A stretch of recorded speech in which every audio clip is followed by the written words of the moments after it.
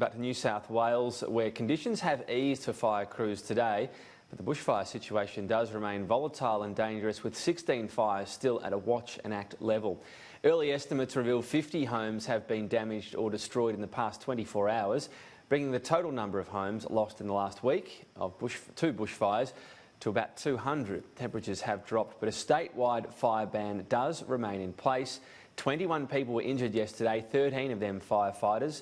No injuries were life-threatening. Yesterday could have been catastrophic, not just in weather conditions, but in the toll of human life lost.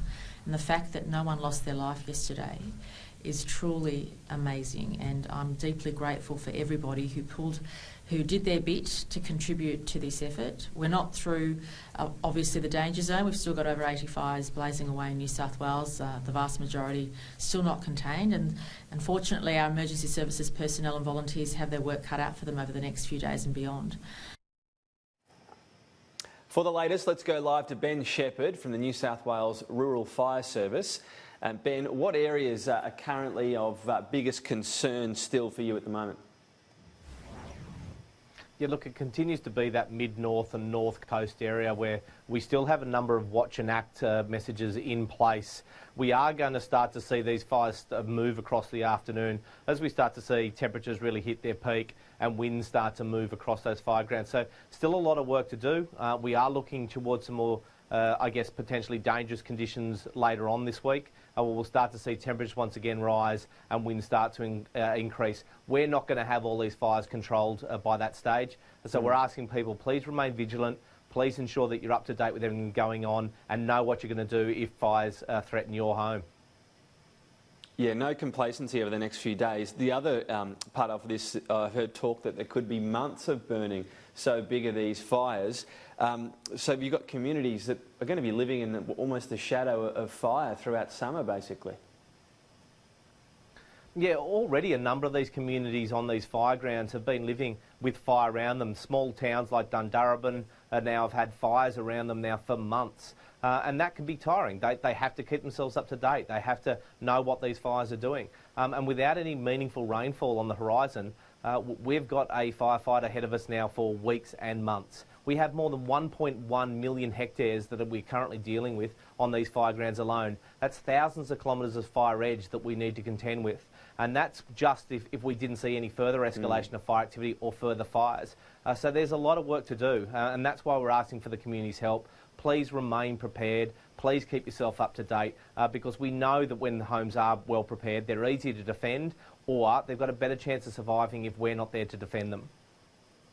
The amount of time put into this, I'm sure it puts a strain on firefighters, particularly as well with so many volunteers. So they have to be limited in how much time they can put in, right? When you've got the prospect of months of rolling fires, that can be a bit of an issue too.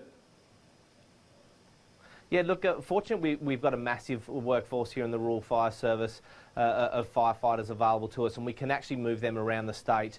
Yes, over the coming months with that fire activity now starting to stretch into places like Sydney and possibly further down the south coast, we're going to have to rely on the support also from other agencies, obviously, but interstate colleagues as well. But look, the community's assistance in this pays dividends. A well-prepared property has got a better chance of surviving. You can't just think that a fire truck is going to call on you when you need it most. You can't rely also on having a water bomber all the time as well. So please, you need to keep yourself prepared. We know that this is going to be a long fire season. The Bureau continues to predict warmer than average and drier than average conditions over the next 3 months. So it is going to be a long and protracted fire season. Yep, get into your gutters, clean around your property as well, of course. I wanted to ask you about broadly hazard reduction. There's a target, obviously, each year for hazard reduction. How much of it was able to be achieved, and was it curtailed by conditions? Look, yeah, there's no doubt that hazard reduction opportunities, those windows of opportunity, continue to reduce. And that was mostly due to, obviously, a long season last year, fire season last year. We did do a fair amount around the Sydney area, but the other thing that actually came into play, we saw such stable air mass over Sydney during the winter months that smoke logs in Sydney became an issue. So we had to then pare back the amount of hazard reduction work that we're doing. And then we've basically swung straight into this fire season. So our opportunities to do it have been reduced. We know the biggest impediment is actually weather, but we want people to understand hazard reduction is not the silver bullet. It helps reduce the intensity of fires if they were to occur, but people can't just think if the hazard reduction has occurred, they're out of danger. This is why we harp on, and we will continue to push that point about ensuring that your property is prepared. Yesterday, we saw spot fires 20 kilometres ahead of the main fire front. So people need to understand you don't have to be right on the bush to be at risk. Whole suburbs, whole cities are at risk potentially whilst we see these kind of conditions. And on this occasion, probably some areas that didn't even realise they were at risk. In terms of the hazard reduction, can you talk us through how it's decided? There's been talk of, well, councils might be limiting the ability here. Can councils limit or block hazard reduction that should be going on? No, look, what we do here in New South Wales, obviously, we had taken an approach more to target actually properties, not necessarily always hectares burnt. We will do actually burns in just traditional fire paths, but we try and target that effort in and around properties to give us best bang for buck. So, look, people need to be aware that this program can occur at all times during the year, but our biggest impediment tends to be weather. But all agencies have a responsibility, and in fact, homeowners also have a responsibility to do hazard reduction works on their property as well. So please, we all have a part to play. It is going to be a long and protracted season. Those opportunities are going to be reduced over the next few months to do any hazard reduction work. So preparation is going to be the key over the coming summer months. But you're not coming up against councils saying, don't burn here, you can't burn here? No, look, each bushfire management committee actually comes together right across this state to identify where hazard reduction work do need to occur. So look, we do prioritise them, but as I said, the biggest impediment does tend to be weather.